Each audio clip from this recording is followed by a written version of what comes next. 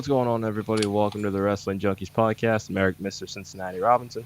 As always, I'm joined by the podcast dad himself, Chris Hoops. Hoops, how you doing, man? I'm doing all right, man. I am not gonna lie to you. Might be nursing a bit of a something over that I had over the weekend. That's why I wasn't in too much conversation with you this weekend. But you know, we're those 2 day hangovers hit a little different now. It's weird. Yeah, you're not wrong. You're not wrong, but it's okay. You're upright. You're above ground, so that's really all that matters. Anyway, welcome to the Wrestling Junkies podcast on the Main Event Wrestling Network. As always, hit that QR code in the top left corner to like, share, and subscribe. We're at 1,086 followers on X right now and 221 subscribers on YouTube. So we appreciate all the support. Got a big week ahead, and we're kicking it off right here. This is pretty exciting for us. Anytime that we get to have live guests on the show as opposed to our recorded interviews, it brings a little something extra to it. Wouldn't you say, Chris? A little bit. It's live, pal. Isn't that what Jim Ross once said? Yeah, it is. It is. But without further ado, our next guest is a representative of an Orlando-based promotion having their next event, I Want to Be Evil, on March 29th. Tickets are still available at mayhemonmills.com right now. Please welcome Drennan. Drennan, how are you, man? Thanks for joining us. I'm doing good. Thanks for having me. Happy to be here. Of course. Like we said, we're just big fans. We like to talk wrestling with anybody that wants to talk with us. So you know what? I'm gonna throw it out there. And I bit my tongue when you first came on. It is opening week here in the great city of Cincinnati, and this guy comes on with a Cardinals jersey. It's a little bit of a dig right there, but I appreciate you being as bold as you are. I saw that Mr. Cincinnati in the corner there, and I was like, I wonder if we're gonna get into this. I just honestly, I just threw this on. I had no idea. It's not meant to be a dig, but it's not meant to be a dig. You know, hey, we're beating the Cubs right now, so I'm pretty happy. So, or at least we were when I was. Yeah, no, at least we were whenever I got onto this thing. We were going into the ninth, so I don't know that this rotation could. I mean, we could honestly with this team. I think we could win the World Series, or we could be in last place. I have no idea what's going to happen this year. Yeah. But hey, I got another. NL Central. I gotta hate everybody, but as far as my favorites and my least favorites, the Reds are up there as somebody. And you guys got a lot of things going on this year, so you got to be dangerous. See about that. I hear that every year for the Reds. So yeah, right. Enough baseball talk. Sorry, I had to throw it out there. I had to. Eric, I'm sorry. No, I already got heat. 30 seconds in, I already got heat. I would say story of my career. It's heat. Like it's lukewarm. Like it's fine. No, it's okay. He's the baseball guy, not me. So all right.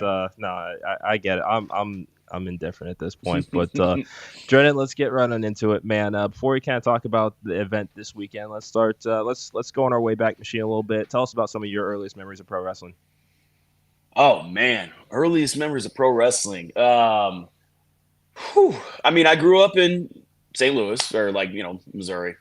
And first memories, I just remember watching Saturday mornings, WWF Town kind of stuff, or at least for me, when my age range. And Hogan and Andre, WrestleMania 3, Hogan and Warrior was probably like real young. I got into it Saturday and Sunday mornings. I remember going to church and I would just be begging my mom to rush home so we could, I could get there for Superstars or Wrestling Challenge. So those are my earliest memories. And just, I grew up middle of nowhere.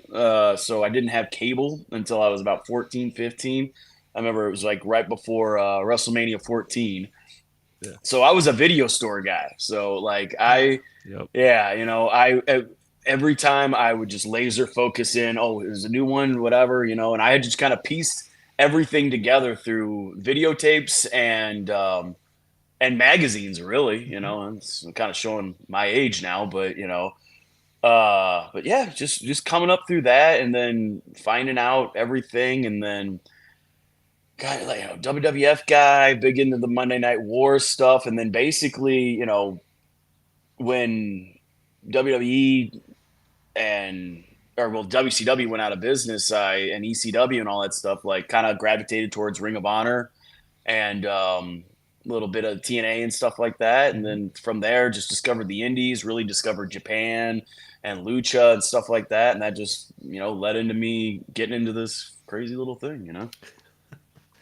What a bygone era, man. These kids won't know nowadays. Going to a video store and man, do they have anything new? I can't tell you how many Right. times I've watched the 1995 Royal Rumble because that was the only thing that was available.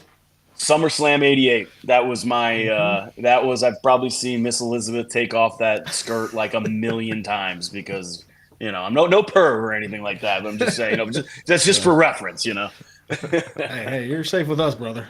I think I bought it eventually from the actual tape that I probably rented over 100 times. I think they sold it, and when I was like 10 or something, I actually just bought it for $5.99 or whatever the hell.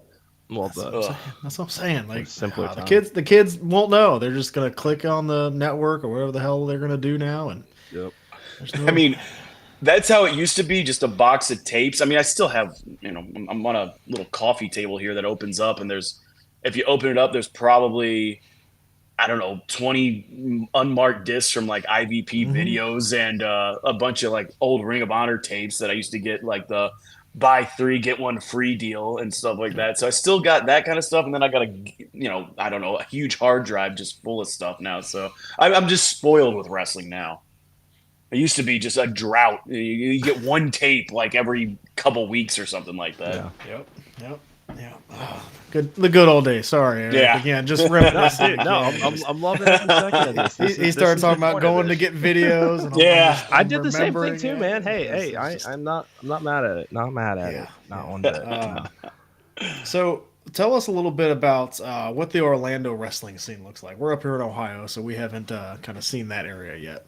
Okay. Well, I've been on the Orlando wrestling scene for about almost 16 years now. And Wow. I got to tell you, like, when I first broke in, not a lot. You had a couple promotions here and there. They're really the only place that you could really do anything was, FIP, which because it had like a little working relationship. They're based out of Tampa. And they had a working relationship with like Ring of Honor and eventually like Evolve and stuff. So that was really where everybody in the state wanted to go because it was really just a bunch of there's a bunch of old I don't know how to say it exactly, but like old timer shows. You know what I'm saying? Like a lot of older 80 stars would just throw something in a gym somewhere, and it was basically it. And you just tried to get around, and like that's why I think a lot of the younger kids that are a little maybe a generation or two below me started calling this the Forgotten State because there wasn't a lot to do here, but Yeah. I got to tell you, the last couple of years, especially since the pandemic, I think Orlando and especially Florida wrestling has come back very, very strong because you've got us. I mean, there's just in the last couple of years, you've had some places pop up. We've been doing it for about 6 years now. You've got places like Pro Wrestling Action just started up around here.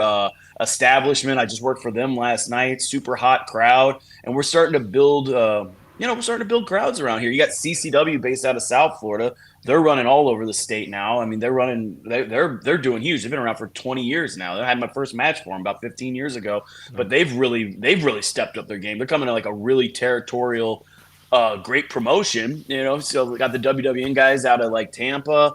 And that's still FIP and all that kind of stuff. And there's a lot of really good things happening in Florida right now, and a lot of great talent. So I'd say right now, especially the Orlando scene, very, very, very strong. And I'm happy to see it.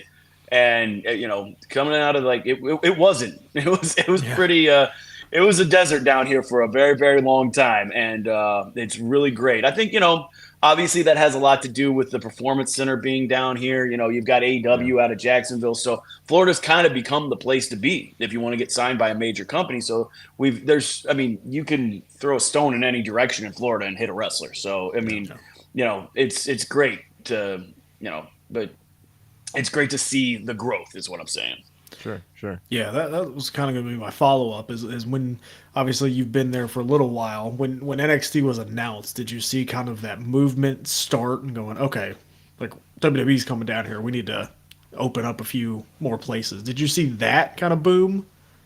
A little bit. I mean, it was more of a because you had FCW originally out of Yeah. Tampa, and like that. So Tampa was the original. Like you just every wrestler ever like lived over in Tampa. So if you went over in there and there was a million indies over there. So if you went over there, you did an indie. Some guy from FCW was probably showing up because he had a friend on the show or something. And then all of a sudden, about like 2014 or something, they mixed that over to NXT. And I remember like the first initial Full Sail taping, and we're like, this is something different. This is pretty cool. And then basically you just had an influx of wrestlers just moving to the state because somebody gets signed. A lot of there's a lot of relationships in wrestling, so one gets signed, the other one comes, and then there's a lot of people just trying to get signed. So it's just, and then people get released, they get hired, and it's just like people. It's not easy to move, so you just had a lot of talent around here. So it was easy to kind of just start doing stuff, and luckily, for me, for a lot of people around here, it's just been this like really great bed of creativity and good wrestling, and I'm hoping that the rest, listen, I know the stigma that Florida has, and not just in wrestling, but just around the country. So I'm hoping, maybe people can look past that and see that there's some really great things coming out of this place. Nice, nice. Well, let's start from the beginning here as far as Mayhem on Mills. What inspired the formation of this promotion, and where does the significance of Mills come from? So Mayhem on Mills started, basically I had done a tour with Kaiju Big Battle of all things, and we had done some stuff around over in Tampa. We'd gone up and done Fest, and I was just like, man, this it's a hot crowd, and it's like, and I've played in bands my whole life, so I'm like, man, this kind of crowd, they would like this kind of stuff, and I just kind of saw that. Then you said Fest Wrestling had started up, and like right like a little bit after that, and I'm like, oh, there's a market for this in Orlando. Sure. This kind of like college age punk kid stuff, and a local promoter, but not wrestling promoter, but like a band promoter. He ran a label. This guy Rich Evans ran a night at this bar called Will's Pub down on Mills Avenue in Orlando. It's kind of like a little off the beaten path of downtown. And it's just kind of like, and now it's a little bit more gentrified, kind of, a lot of restaurants and stuff like that on it. But at the time, it was, basically a bunch of dive bars and where all the punk kids hung out. Yeah. And he ran a night there and called Turnbuckle Tuesday. So he would spin punk records, and some guy had sold him, I guess through for records, a bunch of hours of old FCW, like the old Florida Championship Wrestling, like Dusty Rhodes stuff. And he would just play that on a big screen and spin punk records. And I would go there and probably have a couple too many cocktails, and we would start talking about wrestling. And he'd been doing it for a year or two, and he was just like, hey, what do you think we could do something maybe for the second year anniversary, like have an actual show here? And I was like, well, I don't know if it's going to draw in a Tuesday night, but maybe we could do something, in the spring whenever we, something happens. So they had a big parking lot. Both of those are restaurants now on both sides of Wills, but so we can't do it there anymore. But they had a big parking lot at the time, rented a ring, got some of my friends out there, and we just did a show. And it wasn't meant to be a promotion. It was just Mayhem on Mills. It's like, everybody's like, where'd you get that name from? It's like, it was just, that's just what we called it. Like, it was just supposed to be one show just to see what happened. And, we just plopped the ring down there. We got a curtain basically, and that was it. And, little PA system. That was it. I mean, we didn't have anything and it just, and it just grew from there. About 6 months later, we did another one. And then a couple months later, we did another one. We're like, hey, this is actually kind of catching on. And we had a really, we had some pretty good momentum. Then pandemic hit. And then, we basically lost all of our venues. So, which, whatever. So we've been kind of rebuilding for the last couple of years. And now we've gotten on a bit a regular pace again. So basically, since the last year. So I mean, there's been years where we only ran one show, and then there's been years where we ran 9 shows or something like that. So it just we've been just basically building. But yeah, that's all it was. It's just throwing a ring in a parking lot, inviting a bunch of rowdy punk kids, and just doing it. The first ever show,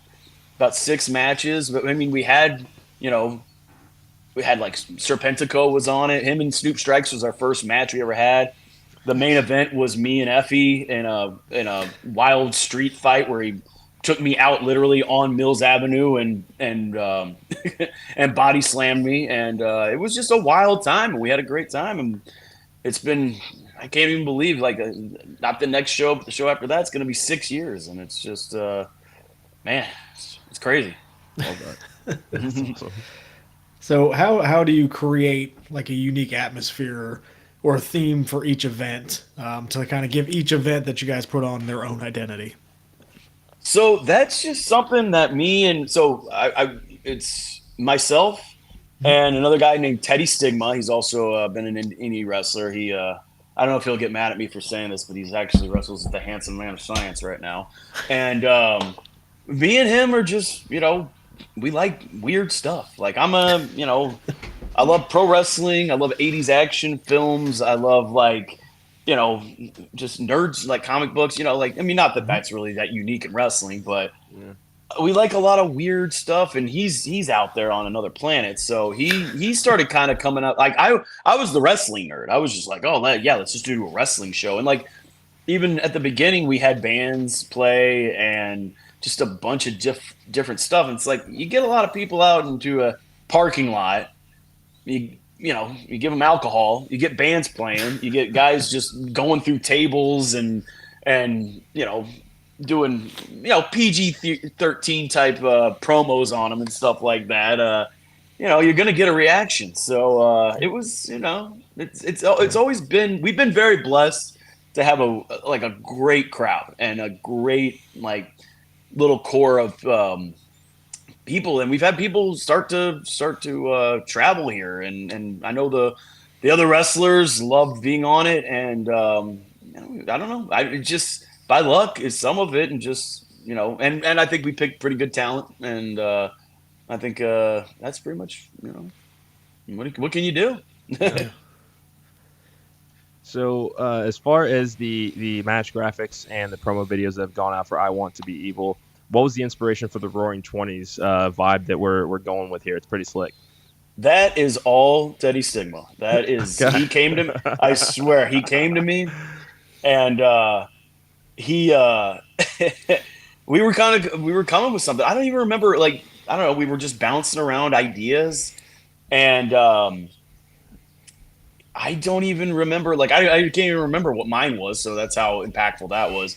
But he had the Eartha Kitt song "I Want to Be Evil," and he just was like, "Hey, I got this idea," and he just started. He came up that he did the video package, he did the poster. It's been some pretty amazing stuff with it, and I've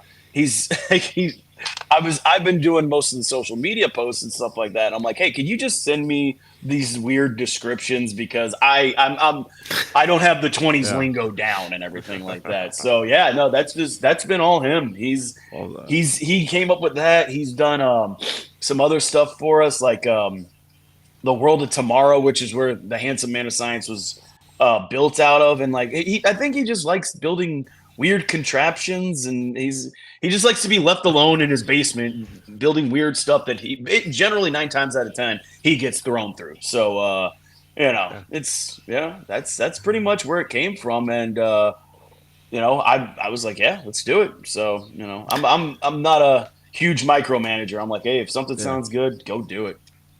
Yeah, I mean, it definitely got our attention as far as the just the aesthetic of it. So definitely great to hear how that came about.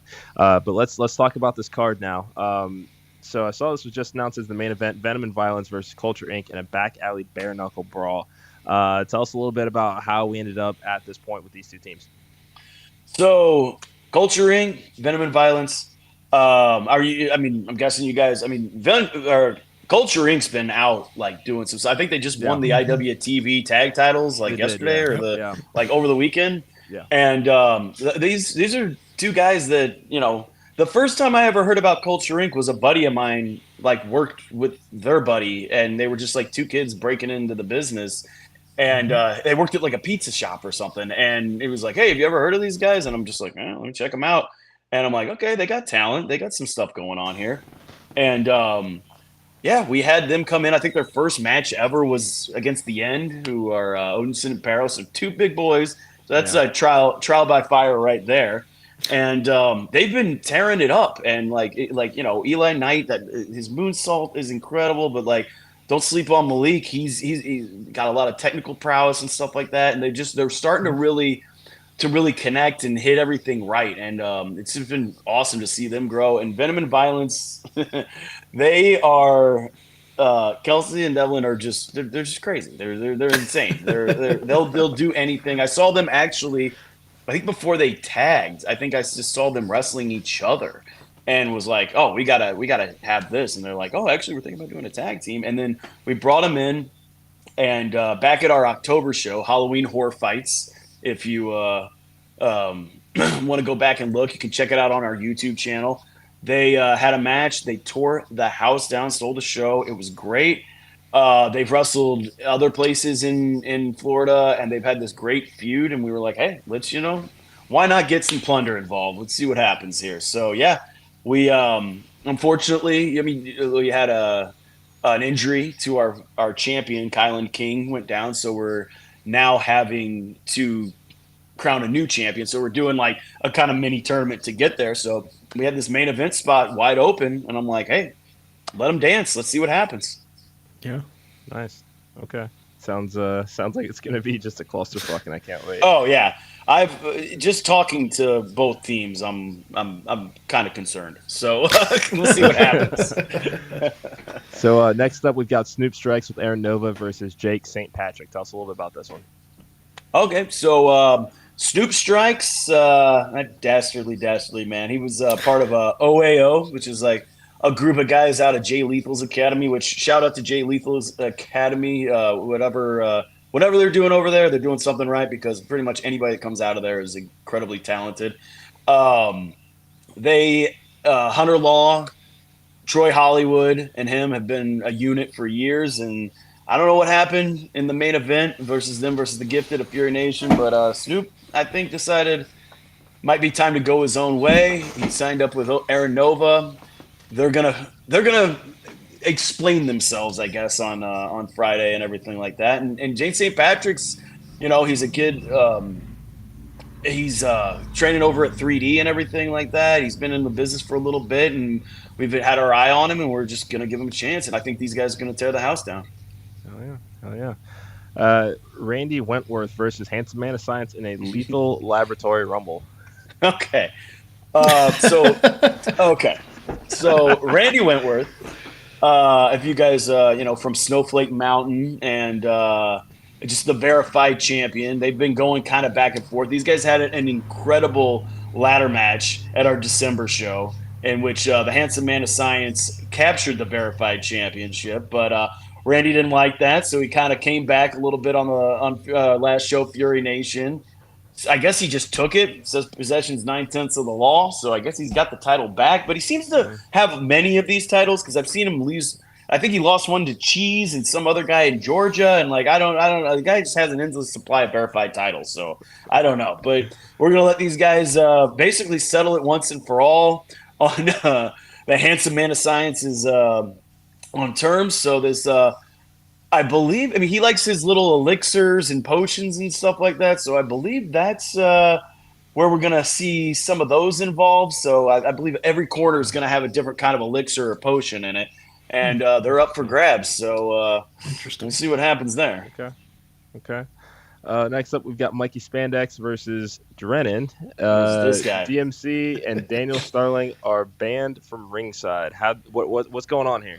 So myself, and the prestigious King of Florida, Daniel Starling, took on Task Force at the last show, and we beat him. And it should be over. I don't know what his deal is, but I guess he's all bent out of shape about that, and he wants some kind of revenge. He goes to the, we have listen. I know I work on the shows, and I know I've helped out with this, but we do have an impartial judge of board members and Mayhem on Mills people. See, I got to do all the grunt work and everything like that. I just put on the shows and stuff. I'm not in charge of anything. I don't do any kind of like, like I'm no politician, brother. All right, so. But so I got to deal with these yahoos over here who are telling me that I got to wrestle this guy, and for some reason they don't think I'm an upstanding guy, and Starling's going to come out there and do something. I mean, yeah, man, we helped each other out a couple times, sure, but who doesn't do that with friends? Yeah, so exactly. I don't know. I don't need Starling to beat him. I'm glad DMC is going to be in the back doing something else. And it's just going to be the same results. So we beat him last time. I'm going to beat him this time. Watch out, Mikey. Watch out. Yeah.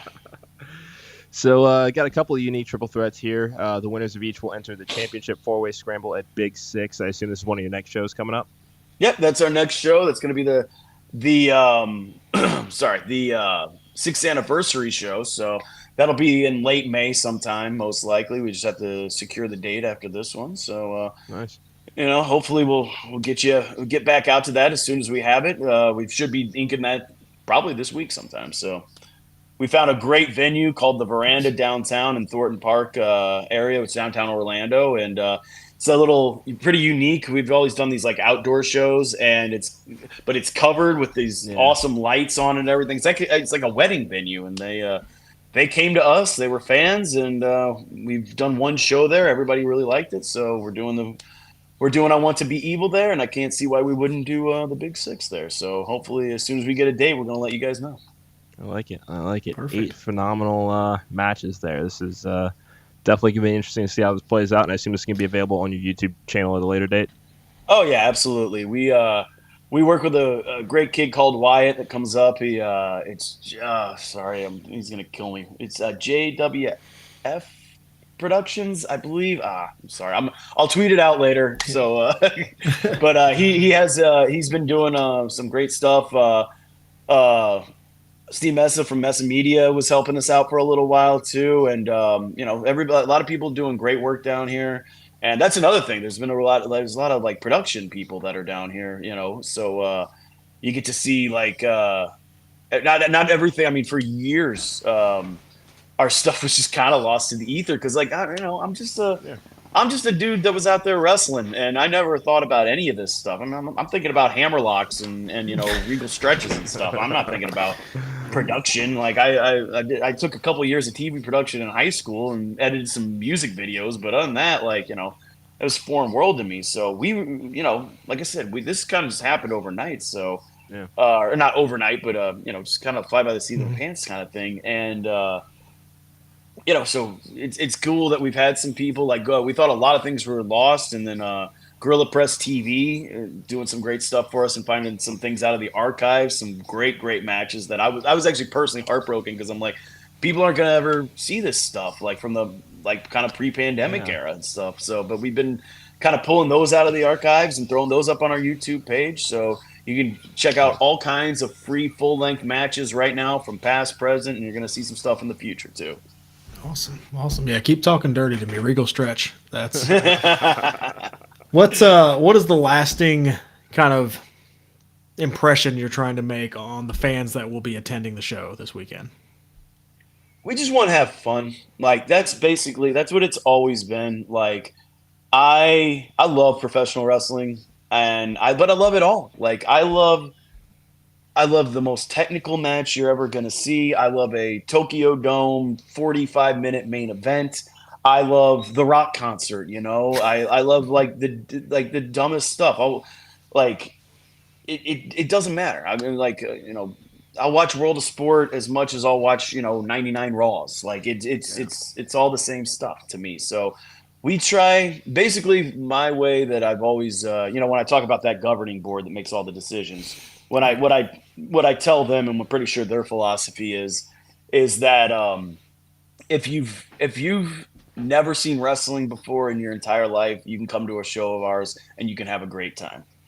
If you are the most hardcore of hardcore fans, you can come to our show and have a great time, and everybody in between. So that's all I want. And we have a pretty strict 6, no more than 7 match policy. You're not going to be there. You're not going to see 19 matches. You're not going to be there for 5 hours. It's going to be 2.5 tops. I don't think we've ever gone over 3 hours at a show.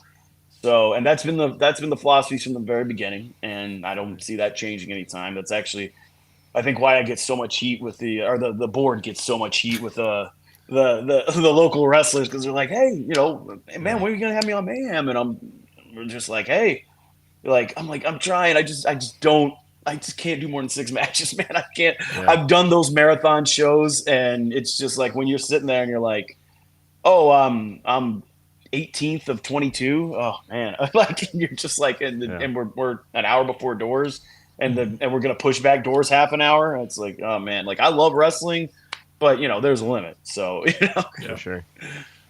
Good. That's good. We're all here to have fun. That's exactly. I want to have a good time, and we've got that, and then after the wrestling's over at Will's Pub right up the street, we're gonna have an after party, and we can all go out there and nerd out about some wrestling too. So there you go. Love it.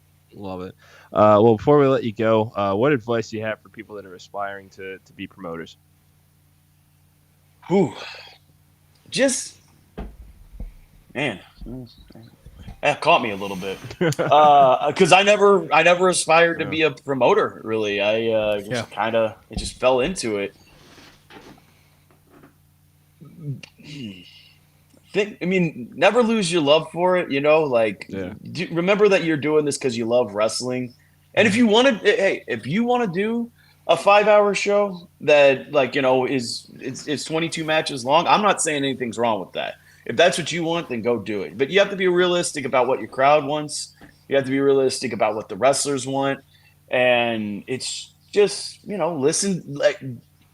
Don't get too in your own box about what everything is. Listen to your talent, listen to your crowd, and just have fun. Just have fun with it, man, because that's the my trainers were the Dudleys, and I remember Bubba one time telling me, hey, I was getting down on myself or stressing out about something. He's like, hey, this is supposed to be fun. If you're not having fun, why would you beat yourself up this much?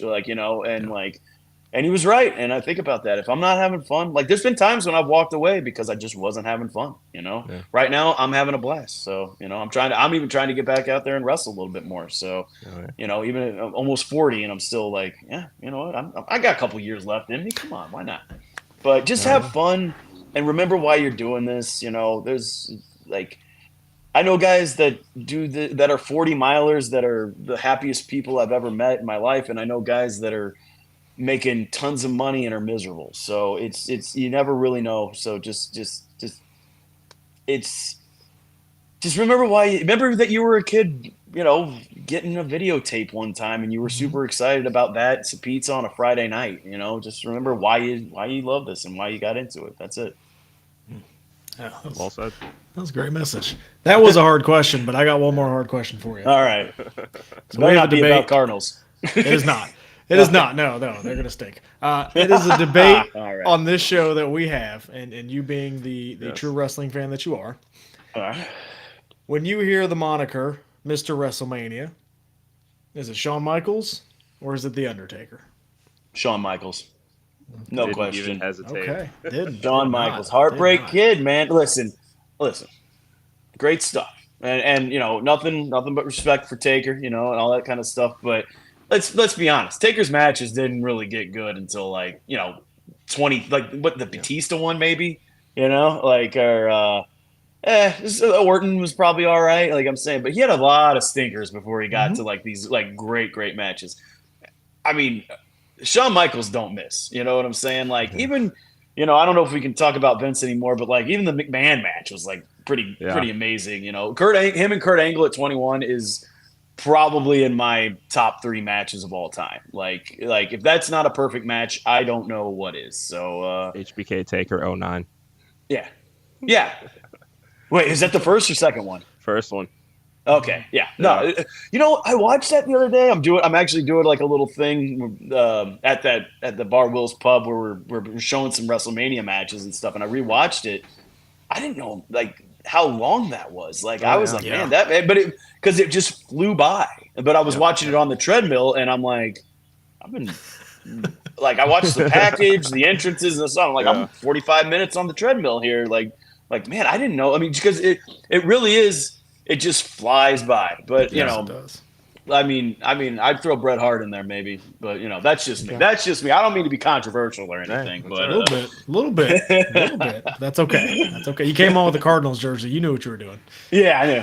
Yeah, you got. I'm a natural heel, brother. Come on, I gotta get that heat. That's right. All right. So where can we see it this weekend? Where are tickets available? And then where can everybody find you on social? I know we've popped it up a few times, but where can everybody find you? All right. So this weekend, Orlando, Florida, at the Veranda, Thornton Park. You can get tickets at mayhemonmills.com. It's just our link tree, and you can go in there. It's going to be the first link right there. You can go straight to it. Tickets will be available at the door. I mean, if they don't sell out, I haven't checked as of this moment yet. I hate doing that because it always freaks me out. But we'll have tickets there. You can check out that. You can check us out at Mayhem on Mills on Instagram and X. I keep thinking Twitter. Still Twitter. Yeah.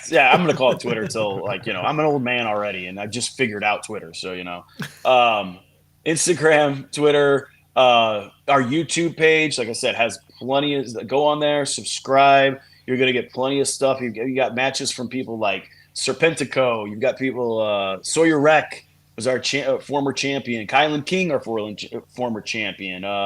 But myself, Pero, like a bunch of people. Plus some of my personal favorites. If you haven't seen Troy Hollywood wrestle, you need to check that out. Daniel Starling, we've got a ton of talent. Venom and Violence, Culture Inc. I can't keep naming people because I know I'm going to miss somebody, but there's so much talent on there. You can go check it out. Free full length matches, but just go to mayhemonmills.com. Mayhemonmills.com. You can see all those links on there. It's going to take you. It's a one-stop shop right there. Join us on March 29th, this Friday. You can get tickets there. You can do whatever you want. If you want to follow me for all of my stuff, it's at Mills Meme Machine on Instagram and at Drennan Talks on Twitter. And, that's pretty much it. Awesome. Well, Drennan, thank you so much for joining us. Best of luck this weekend. Thank you to everybody that's watching this episode with us tonight. Remember to like, share, subscribe, hit that QR code in the top left corner. If you know at least one person that would enjoy this podcast, just share it with them and let them find out for themselves. I mean, at this point, we're doing pretty damn well. Almost 140 episodes in, but let's have some fun. We got a great week of WrestleMania content coming up next week, and you'll be seeing some announcements about that in the near future. And we'll be back tomorrow night. So for Drennan, for the podcast dad, I'm Mr. Cincinnati. We'll talk to you guys soon.